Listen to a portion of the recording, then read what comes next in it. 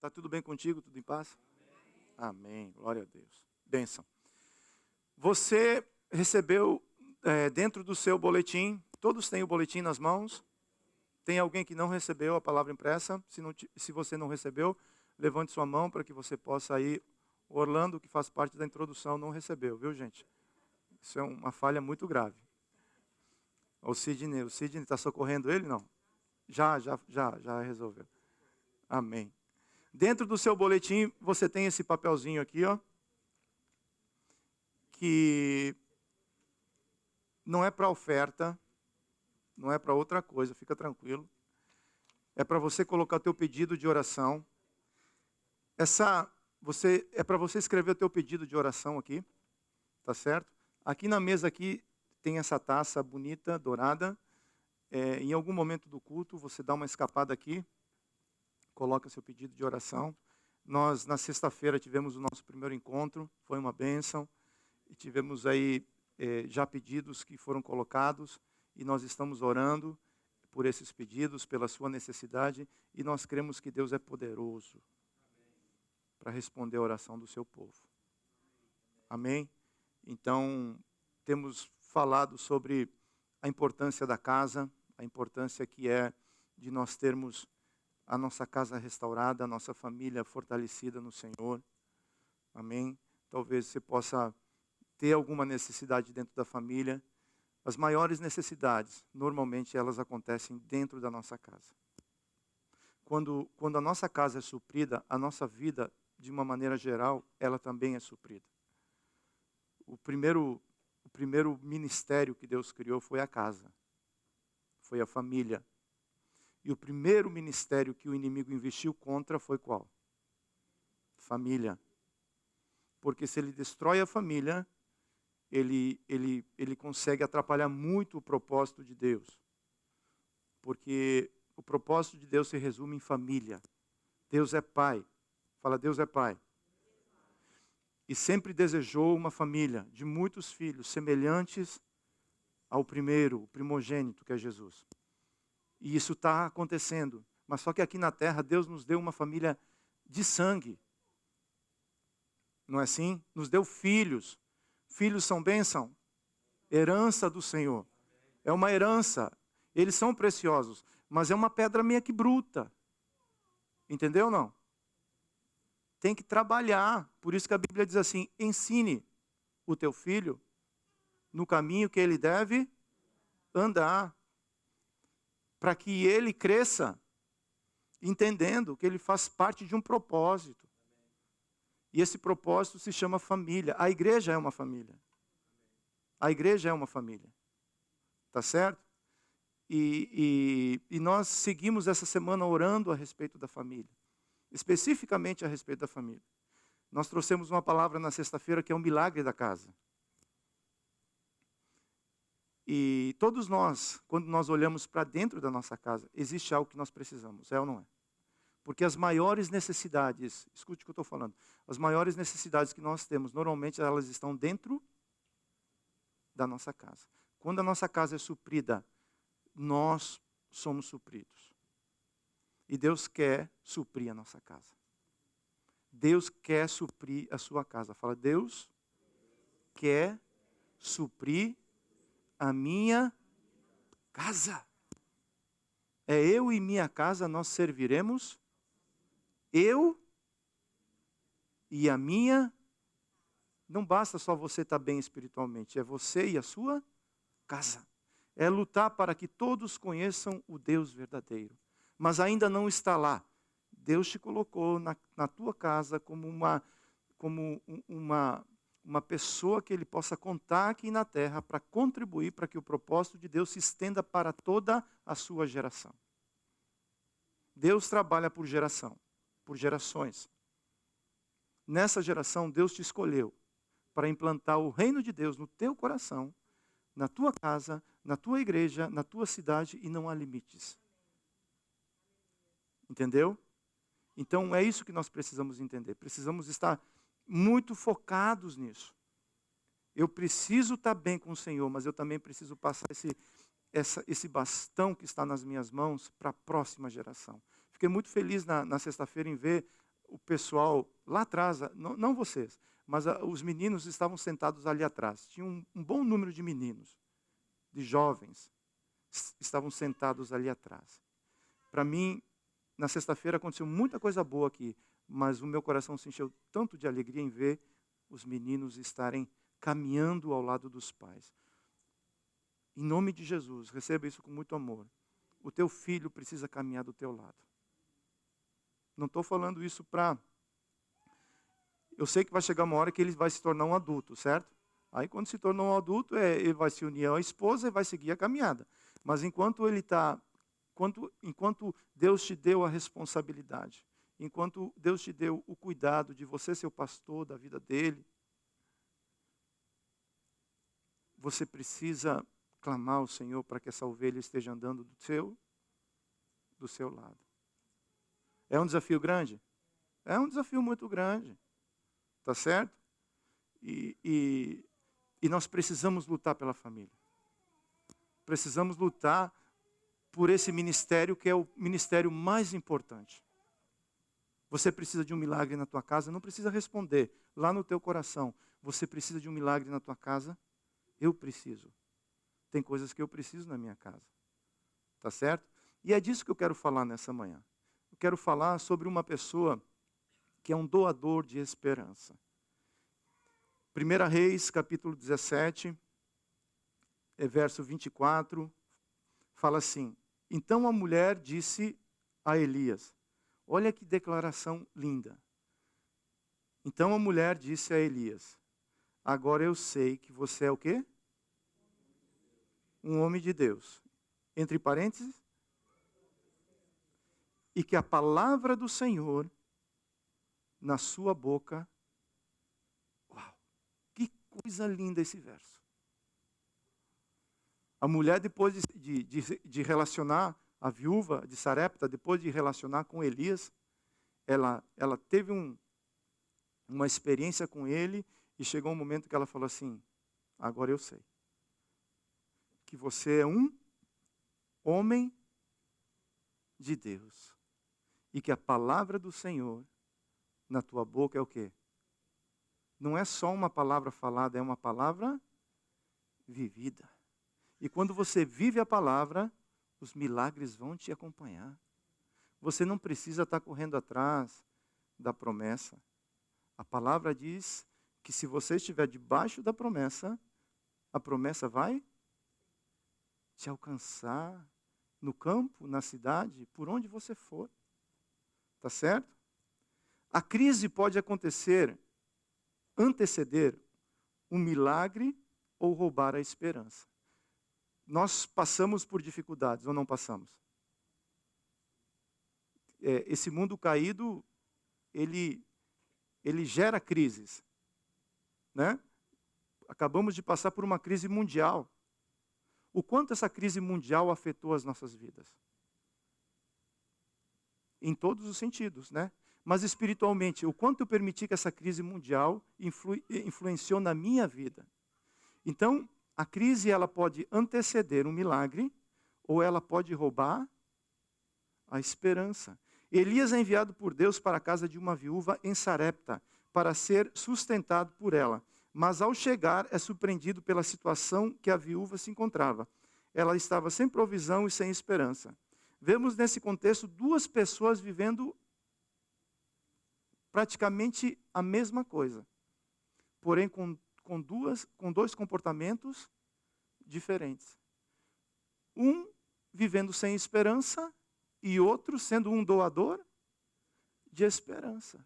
O que faz uma pessoa na crise viver sem esperança e o que faz uma pessoa na crise ser um doador de esperança? O que significa esperança? Esperança é manter a fé enquanto... Esperança é manter a fé enquanto espera. Ou não perder a expectativa do bem durante a espera. É difícil esperar? É ou não é? Quem gosta de esperar? Só quem, eu costumo dizer que a pessoa que é temperada pelo Senhor, Davi, depois de ser temperado pelo Senhor, ele fala assim, esperei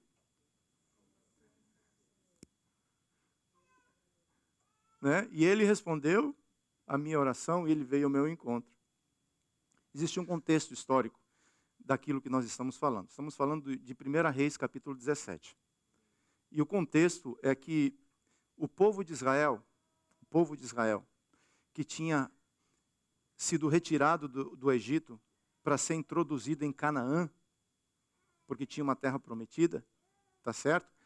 Ao ser colocado nessa terra prometida em Canaã e orientado por Deus para eles não obedecerem aos deuses que estavam lá naquele lugar, porque eles foram tirados do Egito, passaram pelo deserto para ser descontaminados pelo deserto e foram introduzidos em Canaã para poder comer do melhor daquela terra, tá certo? Mas em Canaã é necessário que a minha atitude mude. É necessário que o meu comportamento mude, para que eu possa desfrutar do melhor daquela terra. E eles começaram a se envolver com as pessoas, e pessoas influenciam pessoas, você entende isso? Não. E ao invés de influenciar de maneira positiva, o povo de Deus se perverteu. E é levantado um rei, que é o rei Acabe, para ser o rei de Israel, juntamente com a esposa dele, Jezabel, onde eles introduziram os costumes de Canaã ao povo de Deus. E o povo de Deus foi fazendo aquilo que foi apresentado, ao ponto deles se corromperem. Ao ponto do povo, ao invés de adorar o Deus verdadeiro, estava adorando Baal, que era o Deus de Canaã. E Deus levanta Elias nesse contexto para disciplinar primeiramente o rei. Todo líder que Deus levanta, ele tem um propósito. Não é para brilhar, não é para ter muitos views, se assim Deus quiser, ele pode fazer da maneira que ele quer, mas o view que o líder precisa ter é o like de Deus, porque o propósito do líder é governar segundo o coração de Deus. Quando o líder governa sem visão, o povo se corrompe. E Acabe estava governando, na realidade não era nem ele que estava governando, era a esposa, você entende o que eu estou falando? Não. A esposa Jezabel estava governando Israel, porque o rei Acabe permitiu. Nesse contexto, Deus levanta Elias para disciplinar o rei e para disciplinar o povo de Israel, porque o povo tinha se afastado de Deus. E Deus leva Elias até Acabe para dizer assim, olha só, por 3 anos e meio não vai chover. Sabe esse reino próspero que você tem aqui? Por 3 anos e meio não vai chover. Segundo a palavra do Senhor. E porque ele falou isso, a partir desse momento o rei não gostou muito dessa palavra que Elias trouxe, né? Alguém gosta de ser disciplinado? Não? Tem alguém que gosta, que está aqui hoje, que gosta de receber uma disciplina? Eu não gosto. Mas a disciplina é necessária. O filho é necessário disciplinar? Por quê? Para ele não se tornar vergonha dos pais. Esses filhos estavam sem disciplina e se tornaram uma vergonha para o pai, para Deus. E Deus envia Elias com uma disciplina. A disciplina não é para matar, é para corrigir a rota. Para dizer, povo de Deus, voltem para o caminho. E Deus envia, depois disso, Deus envia Elias para se esconder à beira de um rio. Ele iria se alimentar pela comida que o corvo iria levar pela manhã e à noite, e iria beber a água daquele rio. Basicamente, esse é o contexto histórico do que está acontecendo aqui. Agora eu quero ler o contexto bíblico, que está lá em 1 Reis, capítulo 17, a partir do verso 8 até o verso 16. Me acompanhem, por favor. Verso 8. Então a palavra do Senhor veio a Elias, dizendo, levante-se e vá a Sarepta, que pertence a Sidom, e fique por lá. Ali ordenei uma viúva que dê comida para você. Então ele se levantou e foi a Sarepta. Chegando ao portão da cidade, encontrou uma viúva que estava apanhando lenha. Ele a chamou e lhe disse: por favor, traga-me um pouco de água numa vasilha para que eu possa beber. Quando ela já estava indo buscar a água, Elias a chamou e lhe disse: traga-me também um bocado de pão, por favor. Porém ela respondeu: tão certo como vive o Senhor, seu Deus, não tenho nenhum pão assado. Tenho apenas um punhado de farinha numa panela e um pouco de azeite num jarro. E como você pode ver, apanhei 2 pedaços de lenha e vou preparar esse resto de comida para mim e para o meu filho. Vamos comer e depois morreremos de fome. Elias disse a ela: olha só, não tenha medo. Vai e faça o que você disse, mas primeiro faça um pãozinho com o que você tem e traga-o para mim. Depois prepare o resto para você e para seu filho, porque assim diz o Senhor, Deus de Israel: a farinha da panela não acabará e o azeite não... Olha que título lindo para escrever uma música, pessoal do louvor. A farinha da panela e o azeite até o dia em que o Senhor fizer chover sobre a terra. A viúva foi e fez segundo a palavra de Elias. Assim comeram ele, ela e a sua família durante muitos dias. A farinha da panela não acabou e o azeite do jarro não faltou, segundo a palavra anunciada, segundo a palavra do Senhor anunciada por meio de Elias. Amém? Então agora a gente vai aplicar essa palavra. Como é que eu posso ser um doador de esperança? Como é que eu posso ser alguém diferente no meio da crise? Como é que eu posso ser alguém que gera uma expectativa de reino no meio de um ambiente caótico e difícil? É possível? É ou não é? A primeira coisa que eu preciso aprender: eu preciso estar pronto para viver o novo que Deus tem para a minha vida. 1 Reis 17:8. Então a palavra do Senhor veio a quem?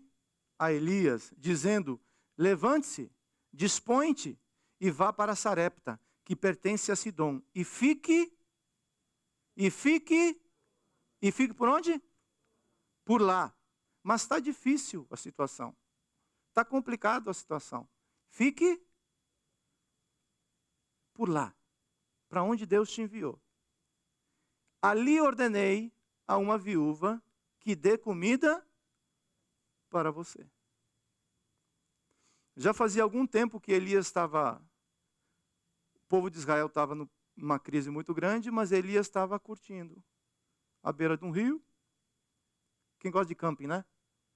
Estava Elias lá à beira de um rio, tomando a água do rio e sendo alimentado pelos corvos. No começo fica um pouco desconfortável, né? Mas depois você vai acostumando com a vidinha, não vai? É fácil você acostumar com algo que gera estabilidade na sua vida? Quem gosta de viver uma estabilidade tranquila, estabilidade financeira tranquila, profissional tranquila. Você olha para a igreja cheia, né? Conta, beleza, os filhos, paz do Senhor, papai.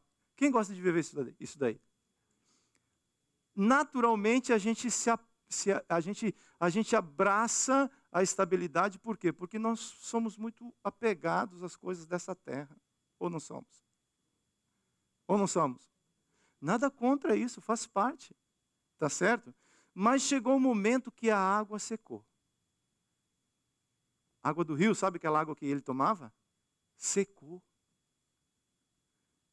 E às vezes Deus permite algumas fontes secarem, sabe? Secou a água. E agora? Mas é porque Deus está querendo te levar para uma nova estação, um novo momento. E para você ser um doador de esperança, você precisa estar com o teu coração pronto a a mudar, a receber o novo sempre que for necessário. Pedro, quando ele recebe a visão, que um anjo aparece a ele, falando assim, Pedro, levanta e come. Ele, eu não, nunca fiz isso na minha vida. Vou fazer isso agora? Não vou fazer. Aí Deus teve que movimentar meia terra para levar Pedro para o novo que ele tinha para ele, para que Pedro pudesse entender que o reino é para todos. Então, eu preciso estar disposto a caminhar em direção ao novo, sempre que Deus me conduzir para fazer isso. Deus tira um povo do Israel, não tira? E o que tinha como referência da presença de Deus sobre a vida daquele povo? A nuvem para cobrir durante o dia e a coluna de fogo à noite. Quando a nuvem parava, o que tinha que fazer? Tinha que fazer o quê? Ah, não, Deus falou comigo. Deus falou comigo, eu tenho que continuar. Mas a nuvem está como? Está parada. Tem uma nova religião que o pessoal inventou, sabe? Deus falou comigo. E porque Deus falou contigo, está todo mundo parado debaixo da nuvem, mas você tem que aprender a se mover em direção ao novo. Mas para você aprender a se mover em direção ao novo, você precisa aprender a obedecer o comando de Deus. E não o comando do teu coração. Números 9:18. Segundo o mandado do Senhor, os filhos de Israel partiam e segundo o mandado do Senhor, acampavam, por todo o tempo em que a nuvem pairava sobre o tabernáculo. Permaneciam como? Acampados. A nuvem está sobre o tabernáculo, o que tem que fazer? Eu tenho que estar debaixo dela. Quando a nuvem se detinha muitos dias sobre o tabernáculo, os filhos de Israel cumpriam a ordem do Senhor e não partiam. Verso 20. Às vezes a nuvem ficava poucos dias, e aí é um problema para quem é organizado, sobre o tabernáculo. Então, segundo o mandado do Senhor, permaneciam e segundo a ordem do Senhor, partiam. Olha que coisa. Quem determina o tempo é quem? Quem determina o tempo é quem? É Deus. E você vê que quando o povo se movia, ele movia como? Junto.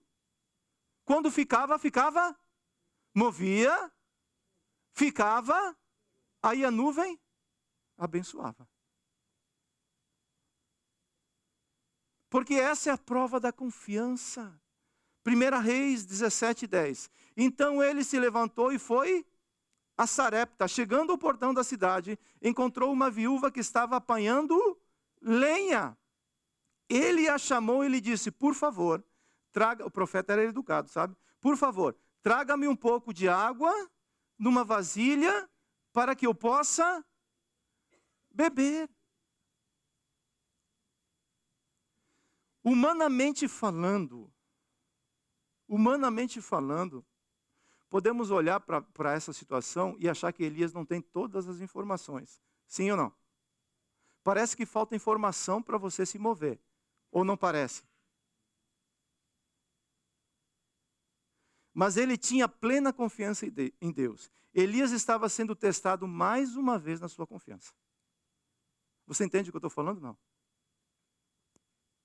Essa prova é um crivo que todos, cada um de uma maneira particular, nós passamos por ela.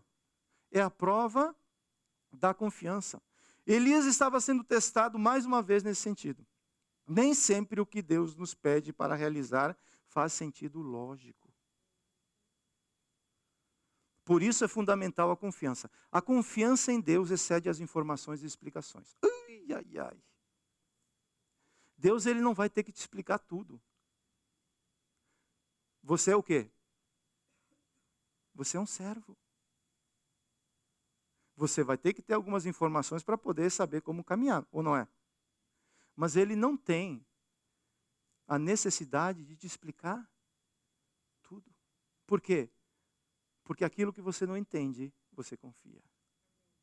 Aquilo que eu não entendo, eu preciso aprender a confiar. Se a figueira não florescer, eu não entendo porque a figueira não está florescendo nesse ano. Mas aquilo que eu não entendo, eu confio. Marcos 14, 13. Então Jesus enviou 2 dos seus discípulos, dizendo-lhes: vão até a cidade. Ali um homem trazendo um cântaro de água sairá ao encontro de vocês. Sigam este homem e diga ao dono da casa em que ele entrar, que o mestre pergunta: onde fica o meu aposento, no qual comerei a Páscoa com os meus discípulos? Os discípulos tinham todas as informações? Se hoje Deus fala com você assim, ó, vai aqui na Federal e vai passar esse carro, segue ele. Esse carro, aonde ele parar, na casa que ele parar, você ali prega o evangelho.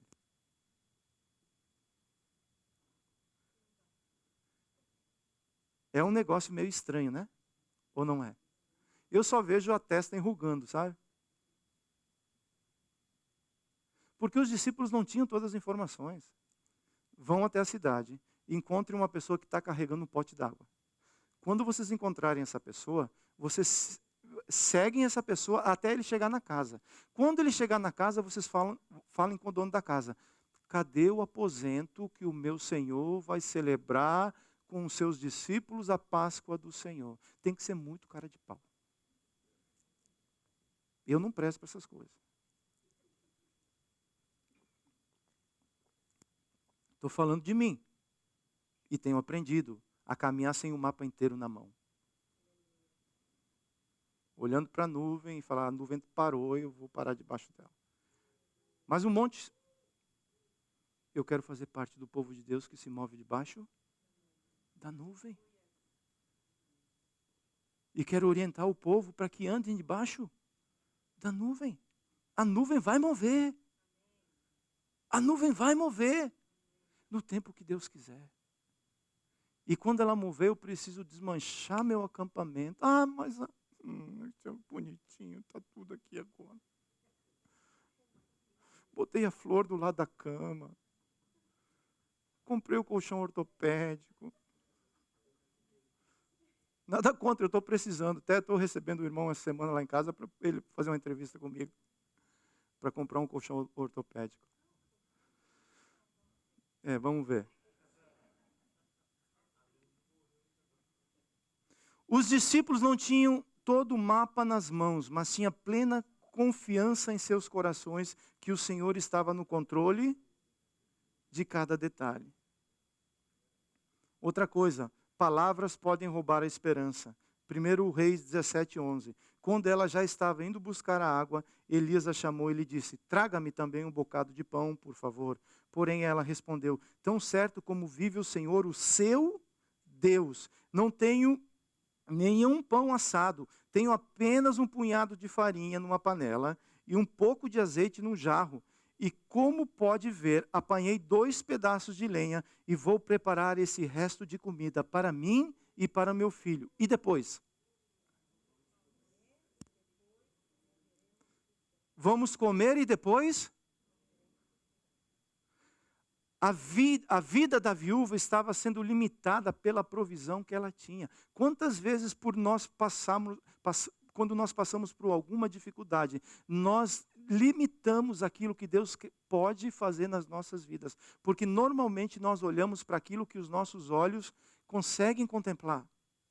E essa mulher estava passando por um momento, ela estava às portas de um grande milagre na vida dela, mas ela não conseguia entender que aquele momento era uma preparação para aquilo que Deus iria fazer na vida dela. A crise te prepara prepara para o novo de Deus. A crise amolda o teu coração para aquilo que Deus quer fazer na sua vida. A crise é o tratamento que Deus usa para mudar o meu caráter, para me fazer a depender do Senhor e não nas posses que eu tenho na minha mão e não naquilo que o meu olho vê. Aquilo que o olho vê passa, mas aquilo que é eterno é aquilo que me faz ser parecido com Jesus. Então, eu preciso ter cuidado com as minhas palavras. Eu preciso ter cuidado onde os meus olhos olham.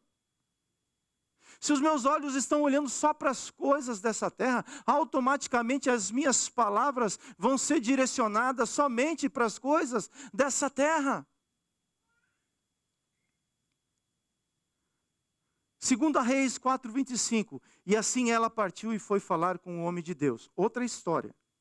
No Monte Carmelo, ao vê-la de longe, o homem de Deus disse a Geazi, seu servo, venha, é a sunamita, corra ao seu encontro e pergunte a ela, vai tudo bem com você, com seu marido, com o menino? E ela respondeu, vai tudo bem. E nós sabemos que nessa história, o filho dessa mulher estava como? Estava morto. Não estava tudo bem. Mas ela sabia que a palavra dela era uma semente que ia gerar um fruto de morte ou de... Se ela tem os olhos somente para as coisas dessa terra, a semente não está tudo bem não. Está uma desgraça. Mas como ela tinha os olhos, como a semente é de reino, a semente de reino produz vida. Cuidado com aquilo que nós falamos. Cuidado como você fala com teu filho. Cuidado como você fala da igreja.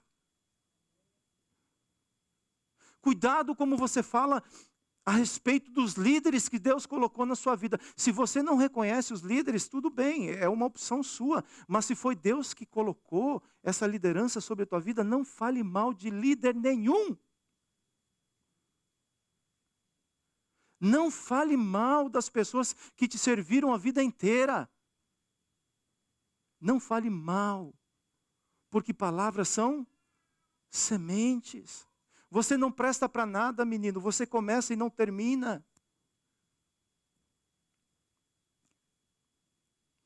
Ela estava diante de uma situação de quê? De morte.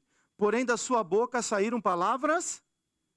Palavras são sementes que lançamos diariamente. Por isso, nossa vida será diretamente influenciada pelas nossas palavras. Provérbios 18:20. Sempre temos que comer o fruto das palavras. Eu posso escolher a semente, mas eu vou ser obrigado a receber a colheita. Você está colhendo espinhos? Um tempo, eu falando de mim, falei, Deus, por que a minha vida está tão espinhosa? É porque você semeou a semente que gera espinhos. Mas eu não gosto. Ele falou, troca a semente. Você pode escolher a semente, mas a colheita, não posso. Eu vou ter que colher aqueles espinhos, machucar as mãos, jogar fora, queimar e começar a selecionar melhor as minhas sementes. Porque com as palavras nós levantamos a autoestima dos nossos filhos ou com as palavras nós destruímos eles. Você é assim, você é assado. Você é aquele outro. Não, profetize a palavra do Senhor. Mesmo em meio de situações, mesmo em meio a provações. 1 Reis 17:14. Porque assim diz o Senhor, o Deus de Israel, a farinha da panela não acabará, e o azeite do jarro não, até o dia em que o Senhor fizer chover sobre a terra. A palavra profética quebra todo o jugo e cria uma nova e milagrosa perspectiva de vida. A palavra de Deus quebrou o jugo que estava sobre aquela viúva. A palavra de Deus, ela é capaz de quebrar o jugo que muitas vezes a gente carrega. Sabe a herança hereditária? Sabe aquele histórico do passado? Quando a palavra entra na sua vida, ela quebra esse jugo. Ela rompe com isso daí e gera vida no seu coração. Por isso que é necessário profetizar. O que é profetizar? Declarar a palavra. Meu filho, você é uma bênção. Você vai viver nessa geração e não vai viver em vão. Você vai cumprir os propósitos do Senhor. Você vai crescer na graça, você vai crescer no conhecimento. Você já está orando pela pretendida. Ela está se consagrando, ela está separada. Ela vai viver, vocês vão formar uma família. E nessa família o propósito de Deus vai ser estabelecido na sua vida. Como vai a sua vida? Vai bem. Mas eu sei que não está tudo bem ainda. Mas a palavra tem o poder de chamar à existência aquilo que não existe, como se sempre estivesse ali naquele lugar. Eu preciso entender isso daí. Você quer ser um doador de esperança? Isso é necessário estar vivo no meu e no seu coração. Ezequiel 37:9. Então ele me disse: profetize ao quê? Ao Espírito. Profetizei, filho do homem. Profetize, filho do homem. E diga ao Espírito: assim diz o Senhor Deus. O que esse homem está chamando? Venha. Existia o vento dos quatro cantos?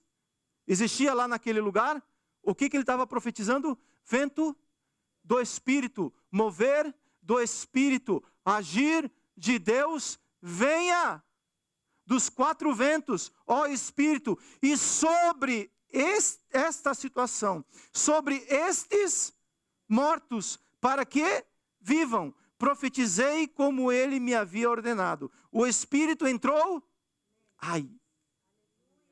e eles viveram e se puseram, formavam um exército, um enorme exército. Porque alguém profetizou a palavra, porque alguém declarou a palavra, porque alguém diz: assim diz o meu Deus, assim diz a palavra do Senhor, vai se cumprir na sua vida. E o Espírito entra e gera vida, e o Espírito entra e transforma casamento, transforma relacionamentos, transforma a igreja, transforma o agir, transforma, porque onde há o Espírito de Deus, aí a liberdade, aí a mudança, aí a transformação. Aonde é que o Espírito precisa entrar na sua e na minha vida? Profetiza o Espírito, fala: vento do Espírito entra e quebra esse vício. Vento do Espírito entra e quebra essa herança de doença. Vento do Espírito entra. Eu profetizo algo novo da parte do Senhor. Foi o que Elias falou. Ele falou: a partir de hoje, a farinha não vai faltar, e o azeite, da mesma forma, segundo a palavra do Senhor, que é a minha palavra. O apóstolo Paulo fala: a palavra de Deus é minha. Eu não peço ela emprestado, ela é minha. Você precisa se apossar, ela tem que morar no teu coração. E quando ela vive no teu coração, a boca fala daquilo que o coração está cheio, e você chama a vida, você clama pela vida, e o milagre acontece, e a farinha é multiplicada, e o azeite não falta, e a unção vem, e o milagre te acompanha por onde você for, porque há vida sobre a palavra do Senhor. Eu sei que nem tudo está da maneira que nós esperamos, mas você quer ser um doador de esperança? Deus conta com você. Amém? Quinto ponto: o segredo das primícias. 1 Reis 17:13. Elias disse a ela: não tenha medo, vença o medo, em nome de Jesus. Vai e faça o que você disse, mas primeiro faça um pãozinho com o que você tem. E é interessante que aquilo que a viúva tinha, um punhado de farinha, dá para fazer um pão? Dá para fazer um pão ou não dá? Com aquilo que você tem. Vai e faça com aquilo que você...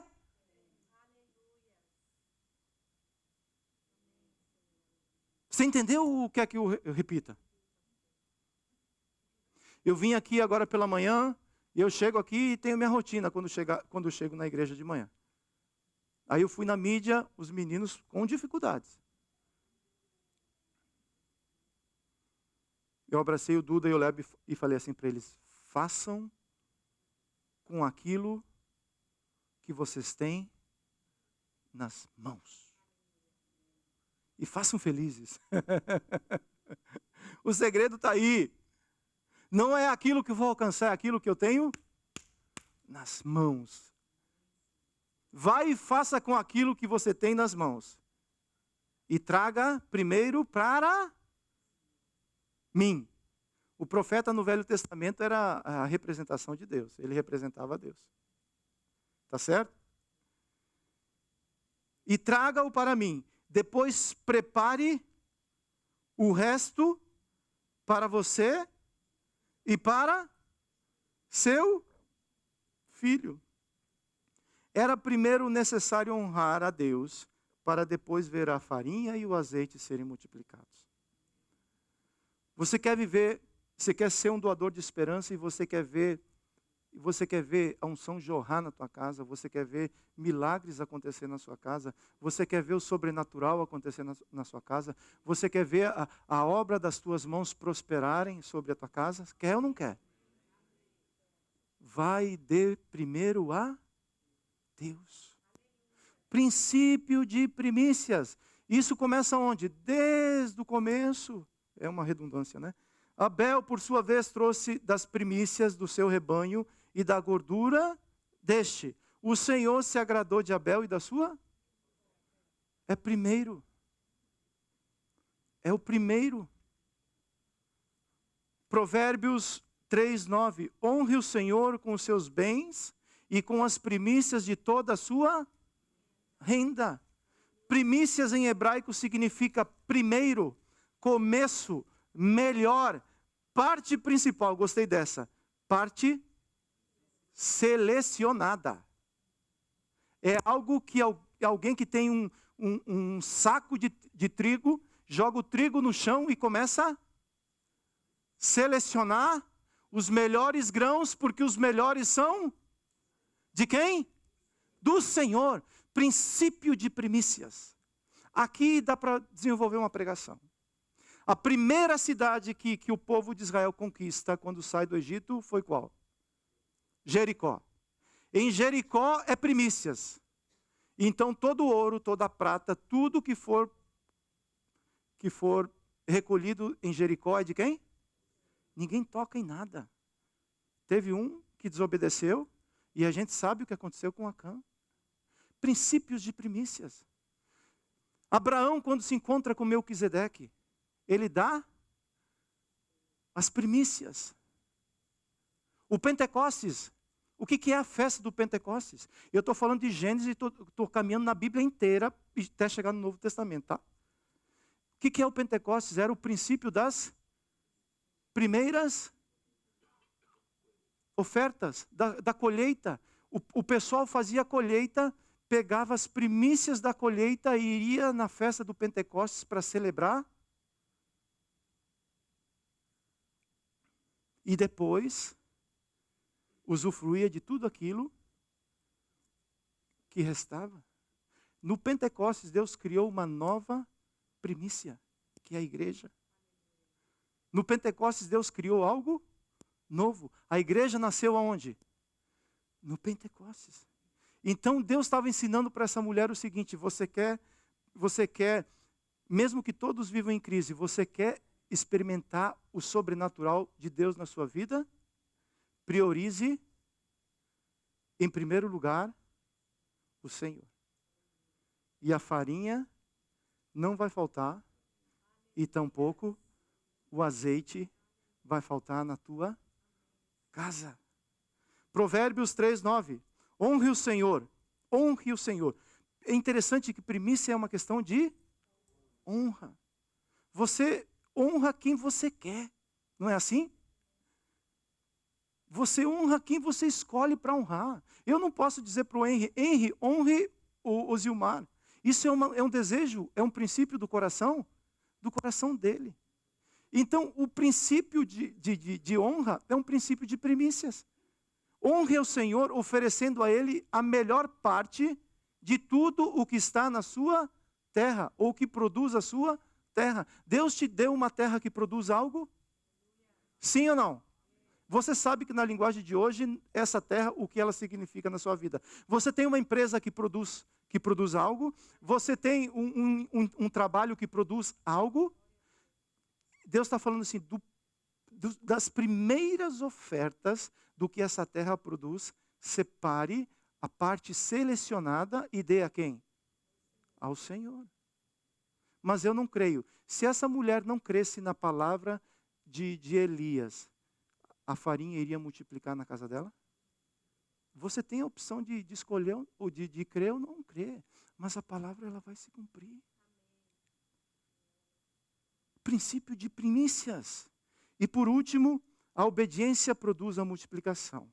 O povo de Deus estava andando em total desobediência à vontade do Senhor, prestando cultos a Baal e a Será, pois criam que Baal, olha só, era senhor da fertilidade, controlava as chuvas e vencedor da morte. Por isso a disciplina que Deus usa é a falta de chuva por um tempo estabelecido de quanto? Quanto tempo? 3 anos e 6 meses. Essa viúva era estranha às promessas de Deus. Ela conhecia as promessas de Deus? Não conhecia. Mas ela obedece à palavra de Elias. Você quer ver as coisas mudarem?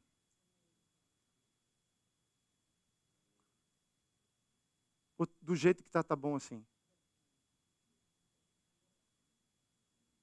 Você quer ver as coisas mudarem?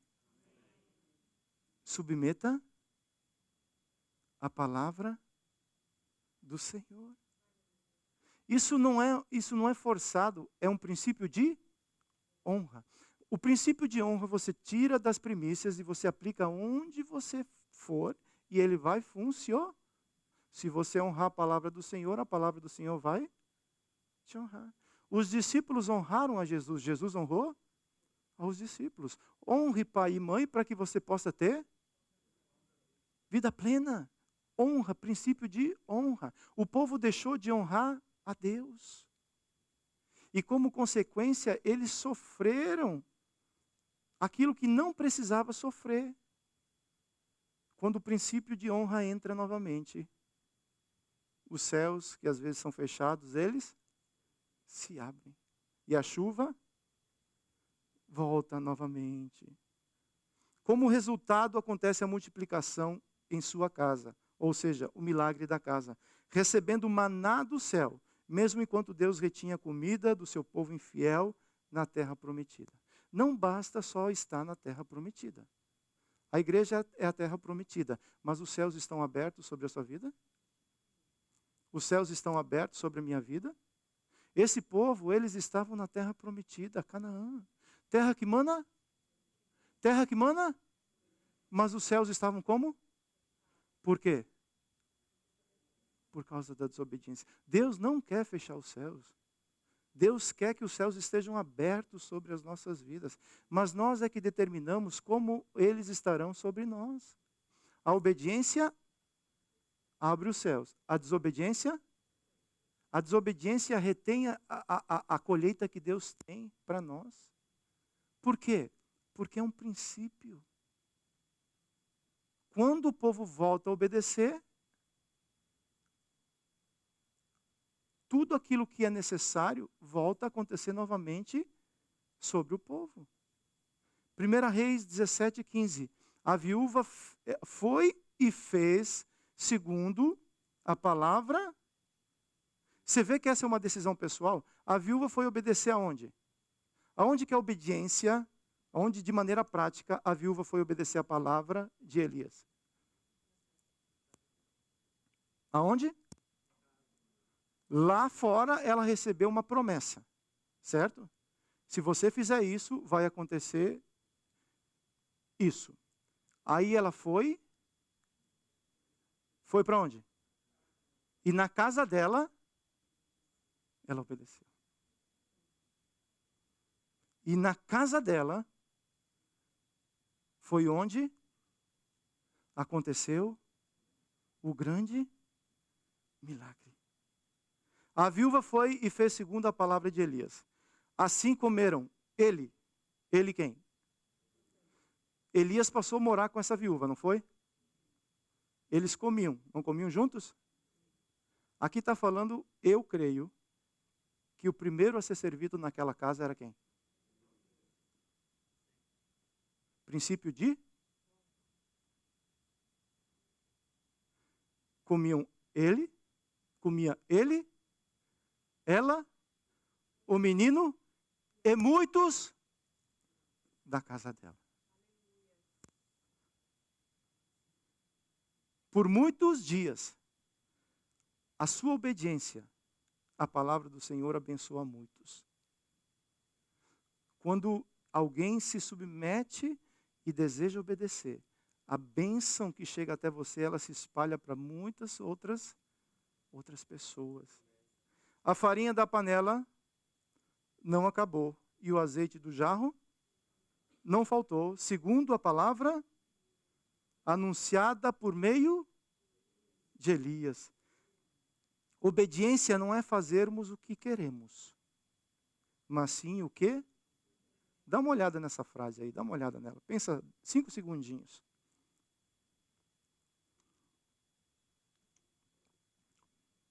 Conclusão. Elias foi enviado por Deus para ser sustentado por uma viúva, sem recursos e sem?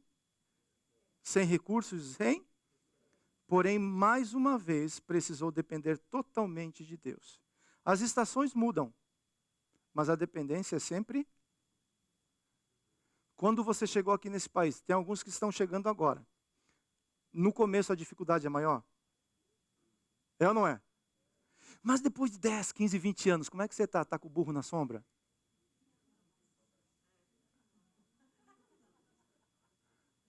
Está com a vida boa, mano. O cara tira férias na metade do ano, vai para a praia, no final do ano vai para o Brasil. Hã? Vou reclamar de quê? Estou com documento. A esposa fala, posso usar teu carro? Bacana. Ah, porque o meu está sem gasolina. O meu carro não lavou essa semana, posso usar o teu? É ou não é? Nessa estação onde você passa o cartão, ele nunca fala decline. Nessa estação onde o cartão, ele toca e canta. Ele é um artista. Nessa estação, eu continuo dependendo de Deus, eu continuo olhando para a nuvem e falo assim, a nuvem está parada, eu não vou ficar aqui, não vou ficar debaixo dela. Porque as estações mudam, mas o doador de esperança se mantém confiante naquele que lhe chamou. Se ninguém quiser, eu quero. Eu quero ser um doador de esperança. Mas eu só posso doar aquilo que eu recebo, né? E eu não tenho a vida em mim mesmo. Eu recebi a vida. É um presente de Deus. Mas essa vida gera dentro de mim uma fonte que vai gerando vida por onde você andar. Você passa por muitas casas. Você visita muitas pessoas. Quando você passa por essa casa, quando você visita essa pessoa e a pessoa começa com chorumelas, você se agarra, os dois se abraçam e começam a chorar juntos. Vou levar o pedido lá para o Ministério de Intercessão. E vou colocar meu nome também. Ou você, como Elias, fala assim, existe esperança para essa situação. Ainda há Deus em Israel. Lança essa semente, porque ela vai gerar fé no coração das pessoas. E quando essa pessoa voltar para a casa dela, ela vai escolher obedecer ou não essa promessa. Se ela obedecer a palavra, o milagre vai acontecer. Porque um doador de esperança passou na vida dessa pessoa. Elias passou pela viúva de Sarepta e ela nunca mais foi a mesma. Lá no Novo Testamento, Jesus cita quem? O povo de Israel rejeitou o Deus de Israel. Mas a viúva de Sarepta falou, pode entrar na minha casa. Aqui você vai governar. Aqui eu vou crer naquilo que você prometeu. Precisou depender totalmente de Deus para milagrosamente ver a farinha e o azeite serem multiplicados. Então ele e a viúva foram sustentados por muitos dias. Além de receber o pão cotidiano, a viúva creu em Deus e reconheceu que Elias era um doador. 1 Reis, eu acho que agora esse versículo vai fazer sentido para mim e para você. Então a mulher disse a Elias, o que ela disse?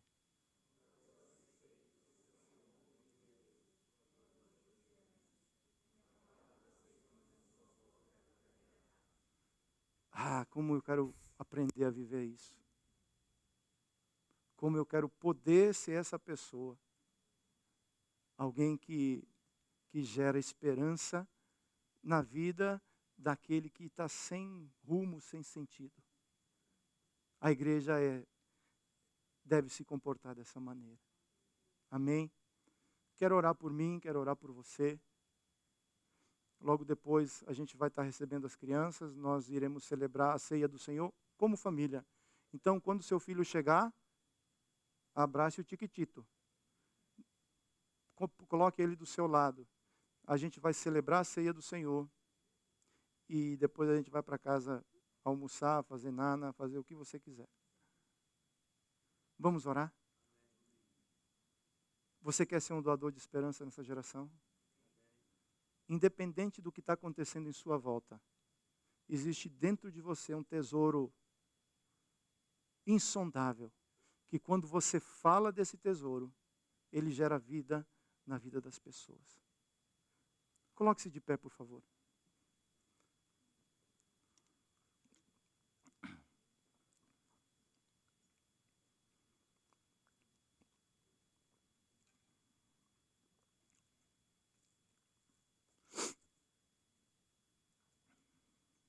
Feche seus olhos.